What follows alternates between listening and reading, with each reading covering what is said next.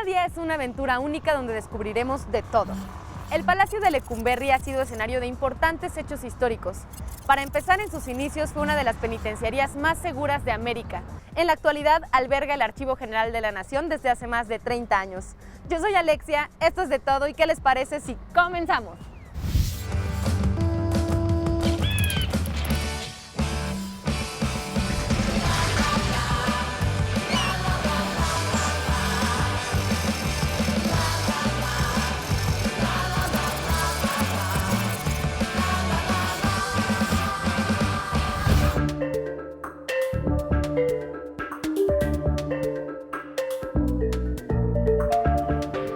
Antes de ser el Archivo General de la Nación y resguardar los documentos más valiosos de México, este lugar fue la penitenciaría del Distrito Federal durante 76 años.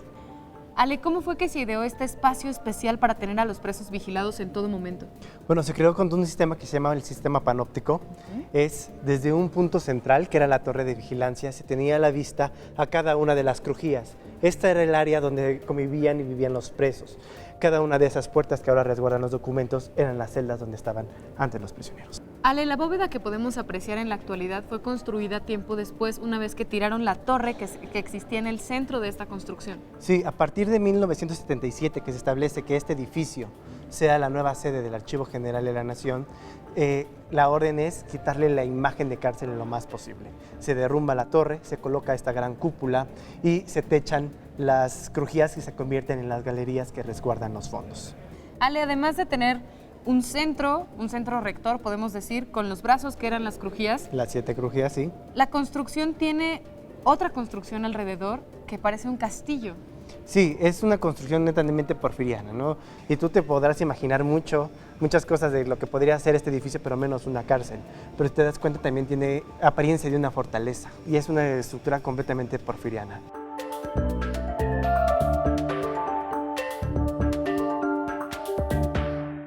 Siqueiros estuvo preso en Lecumberri en 4 ocasiones, y la cuarta de ellas, que fue su estancia más larga, fue donde realizó este biombo como escenografía para la obra de teatro Licenciado no te apures, que hablaba de un abogado de oficio que tenía muchos casos pero no resolvía ninguno. Siqueiros representó a la madre patria con una mujer y muchos hijos desnutridos, con lo que quería decir que la madre patria no alimentaba a todos, no podía con todos. Y aquí podemos ver al Licenciado no te apures, bonachón en la superficie pero corrupto en el interior. Y de este lado Siqueiros representó a la aristocracia mexicana con esta mujer contenta y sonriente, con lo que quería decir que era indiferente ante estos problemas. El Archivo General de la Nación es más que un acervo documental. Es donde se encuentran resguardadas las memorias de todo México. Fernanda, ¿qué quiere decir que resguarda la memoria de México? Bueno, pues antes que nada, bienvenidos aquí al Archivo General de la Nación de México. Y bueno, el Archivo General ha sido el repositorio de los documentos más importantes que tiene la historia de México. Aquí resguardamos documentos desde el siglo XVI que te pueden contar toda la historia de nuestro país. En un archivo tú puedes encontrar temas tan diversos de tierras, patentes, puedes encontrar sobre Inquisición, diferentes épocas, diferentes siglos. Y bueno, pues el archivo aquí custodia esos papeles de la nación.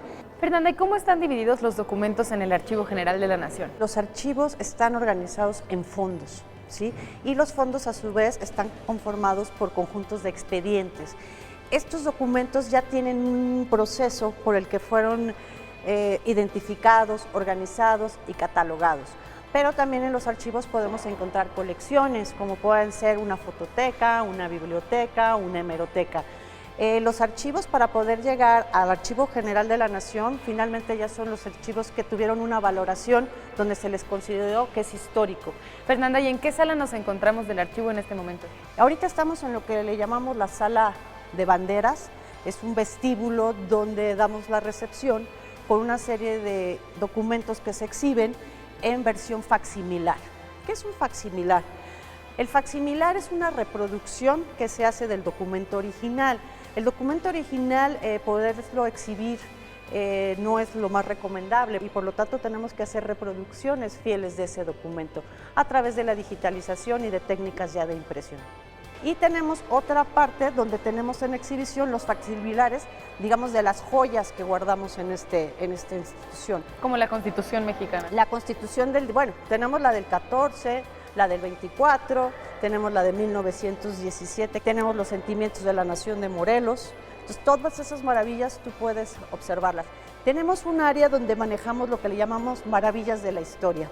Esta es una vitrina donde nos da la oportunidad del área de restauración y de conservación de exhibir un documento al mes en original. Tú tienes la oportunidad de estar frente a un original y esa le llamamos maravillas de la historia. Por lo visto hay muchas cosas muy interesantes que ver. ¿Qué te parece si comenzamos? Adelante, bienvenidos. Muchas gracias.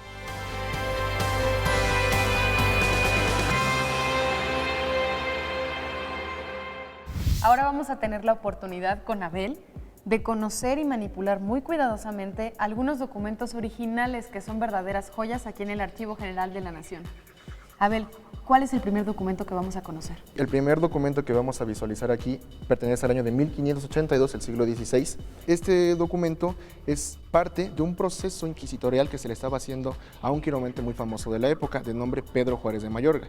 Entonces, para añadirle la historia al documento, tenía que tener como una especie de anexo en el cual se juzgara por el motivo a Pedro Mayorga. ¿Y qué era ese motivo? El manual de quiromancia. La quiromancia es el arte de que se pueda adivinar el futuro de las personas.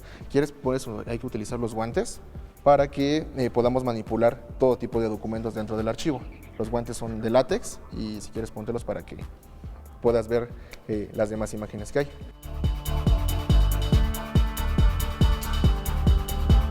Alexia, aquí tenemos un documento muy peculiar debido a que es la patente de Alexander Graham Bell, el inventor del teléfono, para que llegue a México por parte del régimen del Porfiriato. Entonces tenemos aquí lo que es todo el expediente, pidiéndole al presidente Díaz que si por favor, o más bien si quiere, instaurar el teléfono como tal. Vemos aquí cómo son los dibujos de la patente con su firma original, que es inventor Alexander Graham Bell, para que en México ya haya como la especie del teléfono, el antecesor directo. Si logramos ver de este lado, tenemos la firma del mismo Porfirio Díaz, en el cual establece que se da por bien sentado que entre al país este aparato para modernizar al país.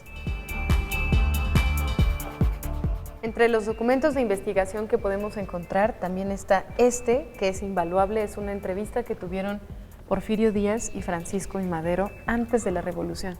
Así es, Alexia, como bien lo dijiste, es una entrevista que tuvo en abril de 1910, antes de que se iniciara la Revolución, en la cual se dice que Porfirio Díaz estaba negociando con Madero para que no hiciera un partido antirreeleccionista.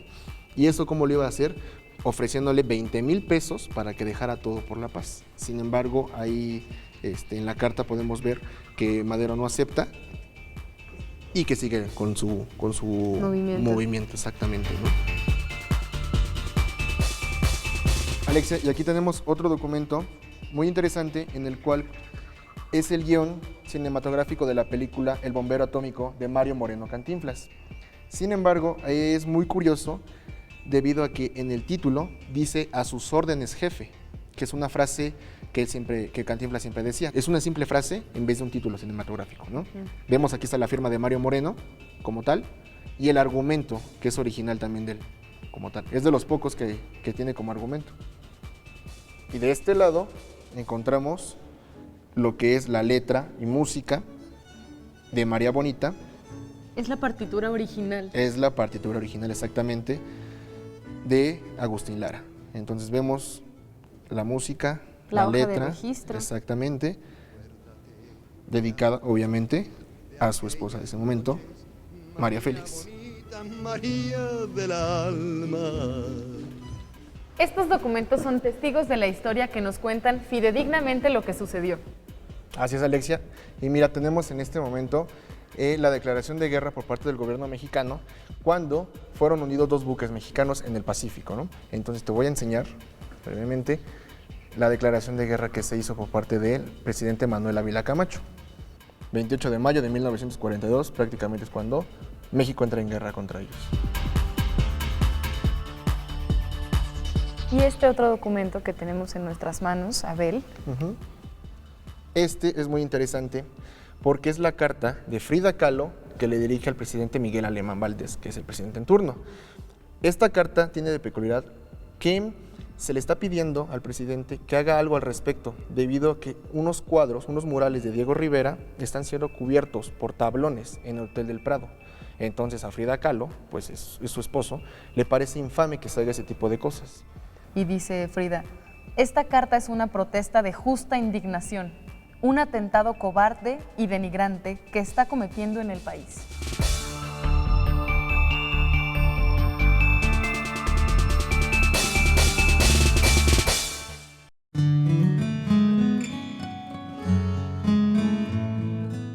Nuestra Ciudad de México fue la ciudad más opulenta, más culta y más poblada de este continente, y era preciso que tuviera edificios que fueran con eso. Para hacer este palacio, que en realidad es un palacio, una casa habitación, pero es un palacio, se necesitaban varias cosas. Primero, una calle, que era la de las Capuchinas, ahora Venustiano Carranza, que quedara muy cerca del centro. Después lo que necesitábamos era mucho dinero, y el conde de Jala tenía mucho dinero. Tenía comercios, tenía algo de minería, pero principalmente de producir pulque. Él tenía una hacienda, la hacienda de Jala, que se encuentra en el municipio de Ajapuzco, entre Otumba y Ciudad Sagún, y ahí producía el pulque que repartía en las cuantiosas pulquerías que tenía en esta ciudad. Además de eso necesitaba un buen arquitecto, y el arquitecto más importante de este continente era Lorenzo Rodríguez, que hizo por ejemplo la sacristía de la catedral, lo contrató y empezó a hacer este precioso palacio. Lo hizo tan alto que en un momento dado las capuchinas, que estaba su convento aquí al lado, se quejaron de inmediato con las autoridades virreinales, y la autoridad virreinal vino muy rápido para mandar a un perito y ver si era cierto lo que decían. Las monjitas decían que desde la parte de arriba de esta casa se iba a poder ver lo que ellas hacían en su convento. Entonces ya vinieron las autoridades virreinales, llegó el perito y su dictamen lo leyó y fue ni sombras de lo que hacen las monjitas. Entonces ya no hubo ningún problema y acabaron de terminar esta hermosa casa. Desde el 32 se declaró monumento histórico, sin embargo, las declaraciones no siempre obedecen a la realidad. Estuvo esta casa muy descuidada y afortunadamente ahora ha sido últimamente recuperada. Las casas del siglo XVIII están hechas de chiluca, que es la piedra blanca, y de tesontle, se cubrían con tesontle. El tesontle es una piedra porosa que viene en rojo y en negro, que al ser porosa no es muy pesada y decora precioso. La Ciudad de México en el siglo XVIII y en el siglo XVII era una ciudad blanca y roja. Pues es el barroco, este es un barroco puro, ¿no? Aquí podemos ver en todos los detalles, hay todas las viguerías, casi todas son originales, los herrajes de la casa son originales, la portada tiene unas gárgolas preciosas de cañón, 3 cuerpos, son 3 pisos como la casa de la época. El primer piso era para las oficinas, para la dependencia, y en el segundo piso vivían los dueños de la casa. Este arco precioso, digamos que es el acta de nacimiento de la casa, nos dice el año en que se comenzó a construir, el año en que se terminó de construir, quién la construyó, que es el conde de Jala, y el arquitecto, que es curiosísimo que pongan al arquitecto, pero si tú contratas al mejor arquitecto del mundo, pones las iniciales del arquitecto, que es don Lorenzo Rodríguez. Seguramente te preguntas cómo es posible que aún podamos consultar documentos tan antiguos. Esto es gracias a los procesos que se llevan a cabo en el Laboratorio de Conservación y Restauración. Vamos a conocerlo.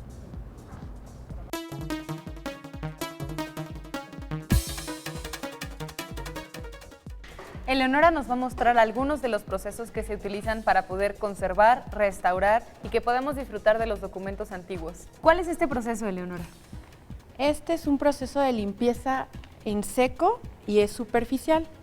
Como podrán observar, ella está usando un tipo de goma, es una migaja de goma. Esta goma tiene que reunir ciertas características para poderse emplear en el papel, lo cual es que es libre de sulfatos y no deja residuos grasos. Y ella lo está haciendo cuidadosamente con la ayuda de un algodón para retirar toda la suciedad que trae el documento. Podemos decir que este es el proceso más sencillo para poder recuperar un documento. Es el primero y es el que nos ayuda a que a veces ya no tengamos que hacer otro tipo de tratamiento. Vamos al siguiente.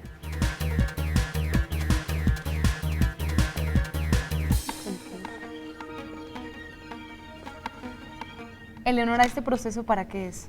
Este es un proceso de identificación. Es muy importante que nosotros sepamos qué materiales constituyen nuestro papel y bueno, y todo lo que esté plasmado, porque dependiendo de eso nosotros podemos dar un tratamiento a cada uno. En este caso, mi compañero lo que está haciendo es identificando que la tinta que está plasmada sea tinta ferrogálica, es decir, que esté hecha a base de hierro. Y precisamente, si tú ves, ahorita se ha conservado bien, no está corrida, no se ha roto, que es lo que llega a ser. Otro proceso para restaurar documentos fotográficos es este. Sí, bueno, aquí lo que te voy a mostrar es esta fotografía que nos llegó con un ataque de microorganismo. De este lado también se está desprendiendo la película. Esto fue porque el microorganismo se estuvo de alguna forma diciendo chupando lo que fue la adhesión, el adhesivo entre la película y el soporte de papel. Aquí podemos ver distintas etapas en este proceso. En este proceso te estoy mostrando cómo llegó. En esta foto estamos ya con un trabajo de restauración. Se le está dando un soporte con un papel libre de ácido y especial para la restauración, además de que ya se le dio un tratamiento de consolidación a la película de la fotografía. ¿Y de este lado qué está sucediendo? Tenemos unos negativos pues ya deteriorados, llegaron rotas, se les hizo una limpieza, se les está dando una estabilización con un cartón libre de ácido, que es lo que va a restar en el resto del tiempo con el material. Y así es como lo estamos manejando, que es una técnica de capsulado que podemos, los investigadores pueden fácilmente tener uso. Los negativos es importante que no tengan luz, por lo cual se les hace una guarda de primer nivel. O sea, no se van así solitos a su almacenamiento.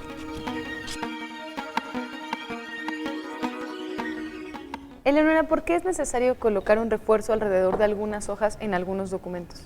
Cuando los documentos están rotos o presentan algún tipo de fractura, es importante que les pongamos un refuerzo para la manipulación. Debe ser un papel de fibra larga, libre de ácido. Este de papel tiene un gramaje medio o delgado, dependiendo el grosor también de nuestro papel, y se llama japonés. El adhesivo que usamos es un adhesivo conservativo que está en este caso hecho a base de alcohol, porque tiene ella tintas ferrogálicas, entonces no podemos meter ningún adhesivo que tenga base agua. Ahora vamos a conocer el último paso que se emplea para la conservación y restauración de libros y documentos. Eleonora, ¿cuál es el último paso para restaurar un libro? Pues aquí lo que está haciendo nuestro compañero es unir la cartera, que es la parte de enfrente del libro, con el resto del cuerpo del libro, que son las hojas. El volumen que está mostrando es como nos llegan de las áreas del archivo. Ese es más o menos el estado. Este es cuando ya se lo presentan restaurado y esta es la parte final. Así es como más o menos estaría quedando el libro. Y de esta manera ya podemos decir que se conserva mejor. Que se conserva y que los usuarios pueden consultarlo sin ningún problema. Gracias. El Archivo General de la Nación también cuenta con un acervo de más de 6 millones de fotografías.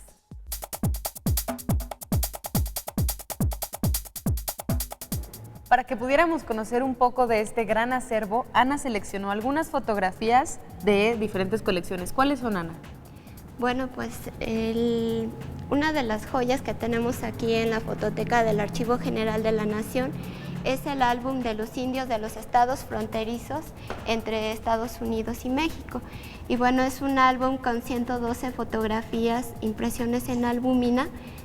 Sabemos con precisión que pertenecieron entre 1890 y 1900 por el proceso fotográfico en el que fueron hechas. el 98% de estas fotografías fue tomada en estudios fotográficos y utilizando telones de fondo, que también era una práctica en cuanto a fotografía de finales del siglo XIX. También seleccionaste un par de fotografías de Guillermo Kahlo. Son en este caso fotografías de músicos. Hay una fotografía muy curiosa de las que nos seleccionó Ana para nosotros, en donde es una mujer que tiene el vestido bordado sobre la fotografía. Sí, pertenece a la colección Primitiva González y es muy impresionante esta foto porque está bordada a mano sobre la fotografía y en la parte posterior no vemos los hilos, sino solamente por el frente. También podemos ver por aquí unos negativos, Ana, que seleccionaste para nosotros. Sí, bueno, mira, tenemos aquí la colección Vistas Estereoscópicas de Ignacio Avilés, que es una colección de 10.126 vistas estereoscópicas en placas de vidrio de 1 milímetro de espesor. Y bueno, fueron tomadas por el ingeniero Ignacio Avilés de 1916 a 1947. Documentó muchos usos y costumbres, edificios, paisajes de la Ciudad de México y de sus alrededores. Entonces es un acervo muy rico en este tipo de fotografías sobre la Ciudad de México. También tenemos una gran cantidad de autocromos y es considerado el primer proceso fotográfico a color que existió en todo el mundo. Se hacían con fécula de papa microscópica pintada de morado, verde y rojo, que se sobreponían unas con otras en una placa de vidrio adherida con barniz, y este efecto visual al momento de ser reveladas daban esta impresión de color. Muchas gracias, Ana, de verdad es un acervo maravilloso. Gracias a ustedes. Por hoy nos despedimos, pero seguimos en contacto a través de nuestras redes sociales. Tenemos Facebook, Twitter, podcast en iTunes y canal en YouTube para que puedas ver los capítulos las veces que tú quieras. Yo soy Alexia y recuerda que cada día es más divertido si descubrimos juntos de todo.